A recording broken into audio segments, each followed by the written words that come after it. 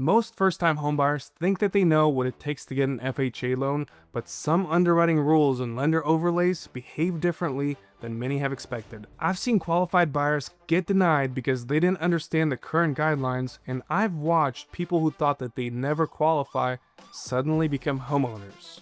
By the way, I'm Fred. I've been in the finance industry for more than a decade, and I've helped hundreds of families with their mortgages. In this video, I'm going to walk you through essential FHA updates and what they mean for you. You're going to walk away understanding how things actually work now, not how you think they worked based on information you heard a few years ago. So, what has actually changed with FHA loans in 2025? Most people think that FHA loans work the same exact way that they did back in 2019, but there have been some huge changes. There are three big changes worth knowing about. First, manual underwriting systems are now more commonly used versus automated underwriting systems, which can help with approval odds in certain situations. Second, lenders can now count rental history in automated underwriting under specific conditions, like having 12 months of on-time payments with a 620 FICO score. Third, some COVID-era income restrictions have relaxed, allowing for income averaging in certain criterias. Even when FHA rules allow something, many lenders add overlays, so shopping lenders matters. But before you get too excited about these changes, there's something most people completely misunderstand about credit requirements. Here is the reality about credit scores that most people get wrong. FHA eligibility starts at a 500 FICO score, although you would still need to put 10% down in that case. If you wanted to qualify for a 3.5% minimum down payment, you'd need at least a 580 FICO score. Now, there are a ton of lenders out there that have overlays that set minimum credit scores at 620 or above. An overlay is pretty much a rule that specific lender sets to protect themselves. The middle credit score from all three bureaus, Experian, TransUnion, and Equifax, is what's used for underwriting with FHA loans, and manual underwriting is an option for borrowers without a credit score or other circumstances. I've seen buyers with 590 FICO scores get approved through credit unions and community banks that still follow true FHA guidelines. If your credit score is 640 and above, you're in a sweet spot for a lot of lenders. If you're below 640, ask your lender about overlays and whether they have an automated underwriting system that will consider 500 to 579 FICO cases. But even with the right credit score, there's another calculation that trips up most applicants. And that calculation is your debt-to-income ratio. You're not just dividing your debts by your income. FHA has two ratios that matter. In the best automated underwriting cases, the front-end debt-to-income ratio cannot exceed 47%, and the back-end cannot go beyond 57%. But most applicants see lower limits depending on credit score and lender overlays. What counts as debt surprises a lot of people. Your car payment counts, but your car insurance doesn't. Student loans count, even if you're in a deferment.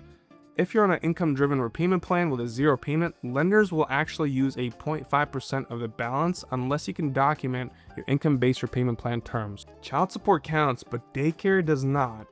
If your gross income is $5,000 per month and the automated underwriting system allows 47% front end, that means you qualify for a maximum housing payment of about $2,350. But that's the ideal case number. Expect lower limits unless you have strong credit, reserves, or other compensating factors. Now, here's something that can completely change your strategy depending on where you live. FHA loan limits determine how much house you can actually buy with this loan program.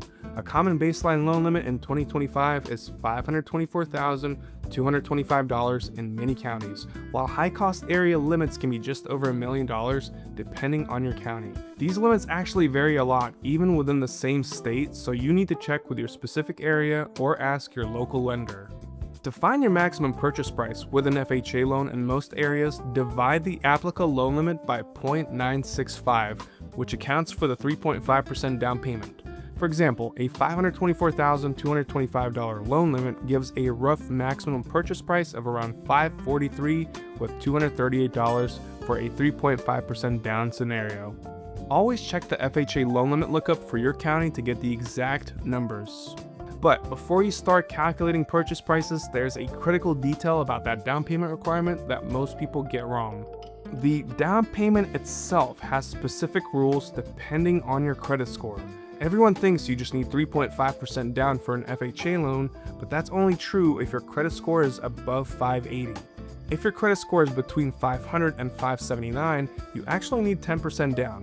Now, you don't have to come up with a down payment all on your own. The down payment can technically be gifted to you. You can even get the down payment from a grant or a down payment assistance program in some states. Again, check with your lender and see if they have any overlays for that.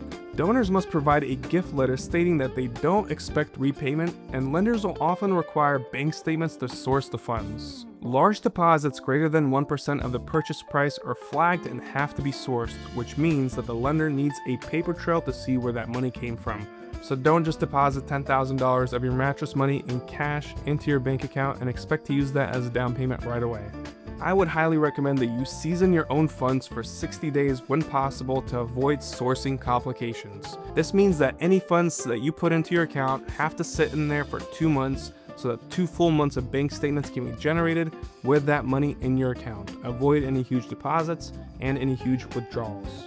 Down payment assistance can come as forgivable grants or second liens, often with its own credit or income rules. These programs can increase your interest rate slightly, so compare carefully and check income limits or first-time buyer rules per the program. But there's another monthly cost that catches most buyers completely off guard.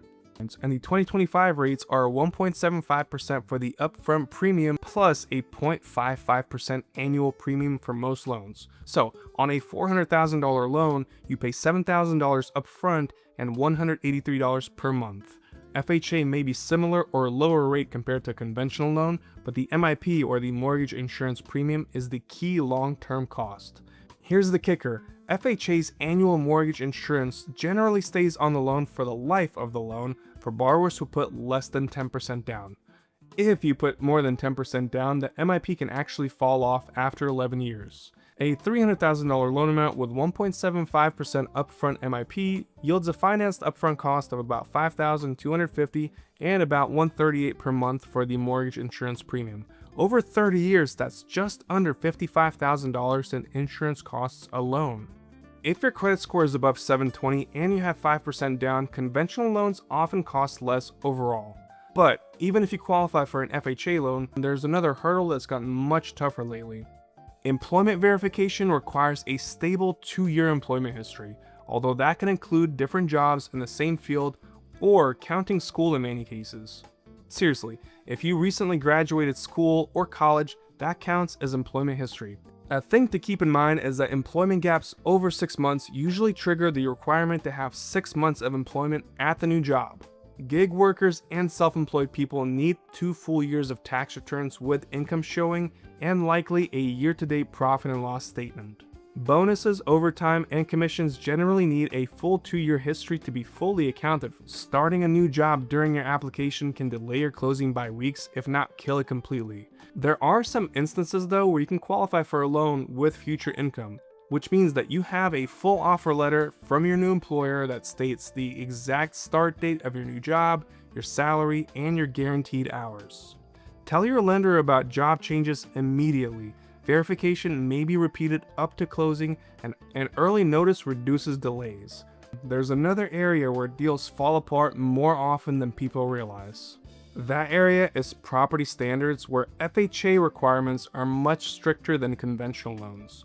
FHA requires health and safety inspections focused on structural integrity, electrical systems, plumbing, and heating. Common deal killers include roofs with less than 2 years of economic life remaining, exposed wiring, non-operational appliances if conveyed, missing handrails for staircases of 3 steps or more, and peeling or chipped lead paint for pre-1978 homes. You can spot most issues during your walkthrough by checking for water damage, testing light switches, and looking for obvious safety hazards. When repairs are required, sellers typically handle them before closing. Here's something important. FHA appraisals stick to the property for 6 months. New buyers may be forced to use the existing appraised value during that period. Work with a realtor experienced with FHA to pre-screen properties for common red flags and include FHA appropriate contingencies in your offer. Knowing these requirements is only half the battle when you're deciding which loan program makes the most financial sense for you. The choice between FHA and conventional loans isn't as simple as most people think. Here's the math that matters. FHA is often better if your credit score is around or under 680, or if you need the 3.5% down payment option. Conventional usually wins when you have a stronger credit score and a larger down payment, roughly 10% or more, especially 20%, where PMI can be avoided. But there are plenty of instances where a 5% down payment conventional loan makes tons of financial sense. Don't let PMI be the reason that you put off your purchase for years while you try to save for a huge down payment. I recommend getting direct quotes from lenders and compare total cost, rate plus mortgage insurance plus upfront fees, not just the headline rate. Mortgage insurance differences and lender overlays make a huge difference in impact on your actual monthly payment. If you expect to refinance in 1 to 5 years after improving your credit or equity, FHA can be an effective loan to get into your house. You should discuss this strategy with your loan officer. But even if you pick the right loan type, there are hidden problems that can kill your application before you even get started. The biggest loan killers happen before you even apply, and most people never even see them coming. Non-medical collections over $2,000 need a resolution or a payment plan. Unpaid tax liens are a major red flag. On an FHA loan, if you haven't made 3 payments towards your new IRS payment plan, you can't close. Here's how the waiting periods work. Foreclosure or short sales generally equals 3 years of wait time. Chapter 7 is 2 years from discharge. Chapter 13 may qualify after 1 year of on-time payments and court approval or manual underwriting, or 2 years after discharge under automated underwriting systems. Discuss the specifics with your lender. Manual underwriting can override these rules when you have strong compensating factors like high income or significant assets. I would suggest checking your credit report 6 months before you apply, clear or document any large collections, and get tax liens released. And get tax lien release letters where applicable. Timing your application process correctly can make the difference between you getting your dream home or losing it to another buyer. The FHA application process requires careful planning to avoid unnecessary delays. Most FHA loans close in about 30 to 45 days in normal circumstances. I personally have had plenty close in the 2 to 3 week range, but that depends on your lender. Automated underwriting is faster, while manual underwriting takes longer, and some lenders don't even offer that. Get your lender pre-approval, and where possible, have documents uploaded and verified prior to going under contract, which will shorten the lender's review time and improves your closing predictability. You have to gather your documents early. You can speed up your timeline by responding to your lender requests immediately and uploading documents that same day that they ask for them. Avoid large deposits or opening new credit during the process. But having your financing ready is only part of winning in today's market. The real challenge is making your FHA offer competitive. FHA buyers can absolutely compete against conventional and cash offers in today's market. FHA offers become more competitive because sellers are more flexible about loan types. You can make your FHA offer stronger by offering slightly above asking price and asking for a seller credit back to effectively finance closing costs or to buy down your interest rate. Tighten your inspection requests, but don't fully waive inspections. Ask for faster closings when possible, and submit strong FHA pre-approvals with proof of funds. Here's a key advantage or a little hack that most people don't know about FHA loans. The FHA amendatory clause allows you to exit with earnest money in hand if the appraisal is low and the seller signs the clause, but the seller has to sign the clause in order for the FHA loan to be used. Work with a realtor experienced with FHA because similar agents can overlook FHA-specific contingencies and appraisal issues. With the right strategy, FHA buyers are winning deals every day. The key is understanding exactly how FHA works in today's lending environment. FHA remains one of the most accessible mainstream mortgage options, particularly for borrowers with slightly lower credit scores, recent credit events, or those pursuing house hacking. But lender overlays and mortgage insurance premiums mean it's often used as a short-term bridge to conventional refinance in the future.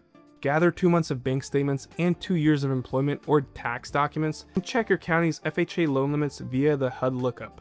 Understanding these areas gives you the confidence to move forward when other buyers are still trying to figure out the basics.